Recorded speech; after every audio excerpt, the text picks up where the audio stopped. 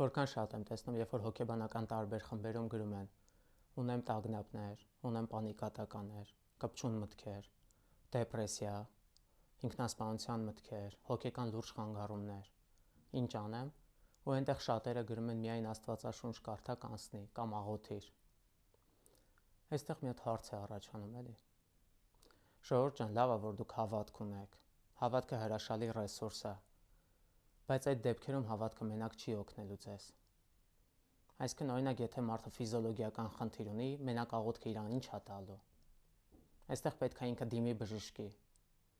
Եթե այդ հոգեբանական սիմպտոմները կա, խնդիրները կան, այստեղ հոգեթերապիա է պետք։ Իսկ ինչի կարա բերի, եթե մենակ ինքը աղոթի կամ Աստվածաշունչ կարդա։ Կարող է բերել այն բանին, որ ինքը ժամանակ կորցնի։ Այսինքն ոչ միայն իր խնդիրը չի լուծվում, այլ նաև ժամանակ են կորցնում։ Օրինակ, ինքը կարող է բժշկի դիմել ավելի շուտ կարգավորել շատ բաներ։ Հոգեթերապիա անցնել, կյանքի որակը բարձրացնել ավելի շուտ, քան անիմաստ երկարացնել իր տառապանքը։ Հավատք ու եւ ներշնչանք հոգեբանական տեսանկյունից սրանք նույնական են։ Այսինքն, եթե մարդը հավատում է իր լավացմանը, դա կարող է նպաստել, որ նա լավանա, բայց միայն դա հաճախ քիչ է։ Այս դեպքերում մարդուն լուրջ թերապևտիկ աշխատանքներ են պետք։ Այսինքն, տագնապը ինքը զուր տեղը չի առաջանում, պատճառներ ունի, իսկ ձեր մենակ աղոթքները ինքը խնդրի լուծումները չեն, այսինքն խորքային պատճառները չեն վերացնում։ Նույնձև դեպրեսիան մենակ չեն բուժելու։ Կամ այնինչ նևրոզ եք ասում, բայց նևրոզը ախտորոշում գոյություն չունի հիմա։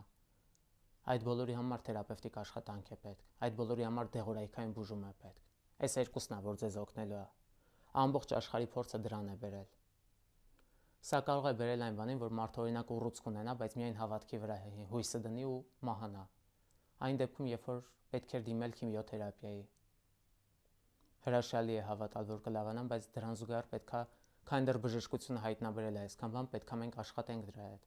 Իսկ հոգեթերապիան նույնպես գիտականորեն ապացուցված է։ Շատ հետազոտություններ կան, կարող եք բացել կարդալ, որ գլխուղի աշխատանքը փոխվում է։ Մինչ հոգեթերապիան եւ դրանից հետո ուղեղը փոխում է իր ձևը։ Այսինքն նեյրոպլաստիկությունը շատանում է, ռացիոնալ մտածողությունն ավելի ակտիվանում է,